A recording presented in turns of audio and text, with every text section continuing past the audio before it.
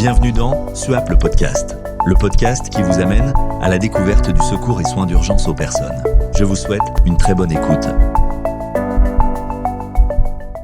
Bienvenue pour notre approfondissement sur une situation malheureusement assez fréquente en intervention, les intoxications médicamenteuses. C'est un sujet vraiment crucial, que ce soit un acte volontaire, une tentative de suicide ou parfois accidentelle chez l'adulte comme l'enfant. Et puis la variété des médicaments impliqués fait que le tableau clinique peut être très différent d'une fois à l'autre. Agir vite et bien reconnaître, c'est essentiel. Tout à fait. Et rappelons peut-être l'objectif principal pour nous intervenants. Il ne s'agit pas de devenir des toxicologues, hein. L'essentiel, c'est vraiment de maîtriser la conduite à tenir initiale. Comment? En préservant les fonctions vitales et surtout en transmettant un bilan clair et précis à la régulation médicale. C'est vraiment cette première étape qui va conditionner toute la suite. Parfaitement clair. Alors, entrons dans le concret. Sur le terrain, comment on fait pour suspecter une intoxication médicamenteuse? Quels sont les signes qui doivent nous alerter? Ah, c'est là que, comme vous disiez, ça se complique un peu. Parce qu'il n'y a pas un tableau unique. Ça dépend énormément du type de médicament, de la dose, du temps écoulé aussi. Donc, il faut une vigilance globale, vraiment regarder l'état général. J'imagine qu'on pense tout de suite aux troubles de la conscience. Somnolence, agitation. Oui, c'est souvent au premier plan. Ça peut aller d'une simple somnolence, une confusion à une agitation ou même jusqu'au coma. Mais il n'y a pas que ça. Il faut être très attentif aussi à la respiration. Est-ce qu'elle est lente, rapide, superficielle? Est-ce qu'il y a des pauses, une difficulté à respirer, voire un arrêt complet? D'accord. Conscience, respiration et la circulation? La circulation, oui. Le pouls, rapide, lent, difficile à sentir. Est-ce qu'on voit des signes de mauvaise perfusion, une tension basse? Ce sont des éléments clés. Et il peut y avoir d'autres signes, je crois. Des convulsions, des nausées, vomissements. Absolument. Convulsions, nausées, vomissements, c'est possible aussi. C'est pour ça que l'évaluation de la victime seule ne suffit pas toujours. Il faut regarder autour.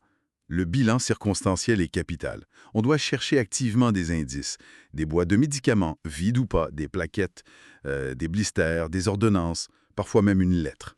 Et si quelqu'un est là, un proche? Ah oui, très important. Si un proche est là et que la situation le permet, il faut questionner. Quel médicament il prend? Quelle quantité, même approximative? C'était quand? Mais attention, si la victime parle mais que son état de conscience est altéré, il faut rester prudent sur ce qu'elle dit. Toujours essayer de croiser les informations si possible. D'accord. Donc on a des indices, une suspicion forte. Quelle est la conduite à tenir sur place pour l'équipe? Alors, la règle d'or, toujours la sécurité. Pour nous, pour la victime. On vérifie qu'il n'y a pas de danger autour. Une fois que c'est bon, on déroule immédiatement le bilan primaire, notre fameux ABCD. L'évaluation et la prise en charge des détresses vitales, c'est la priorité absolue. Rappelons peut-être rapidement. A. Libérer les voies aériennes. B. Évaluer la respiration, fréquence, amplitude et oxygéner si besoin. Exactement. Puis C, la circulation, le pouls, les signes de choc éventuels. D, l'évaluation neurologique, la conscience, la réactivité. On peut utiliser le score de Glasgow si on le maîtrise bien. Et enfin, E, l'exposition. On déshabille si nécessaire pour l'examen, mais surtout on protège du froid ou de la chaleur. L'environnement, quoi. Très clair. Et une fois ce bilan vital fait et les premiers gestes effectués? On passe au bilan secondaire pour affiner. On essaie de recueillir plus d'infos. Le sampler, par exemple, si c'est possible. Signes, allergies, médicaments habituels, passé médical, dernier repas, événements. On complète aussi la recherche d'indices. On ramasse tout ce qui peut être utile, les boîtes, etc. Pour les gestes spécifiques, si la victime est inconsciente mais respire normalement, c'est la position latérale de sécurité, la PLS. Si malheureusement il y a arrêt cardiaque, c'est la réanimation cardio-pulmonaire immédiate, sans attendre. Il y a ce point, cette consigne vraiment impérative à rappeler, n'est-ce pas? Ah oui, absolument fondamental. Ne jamais faire vomir la victime. Jamais.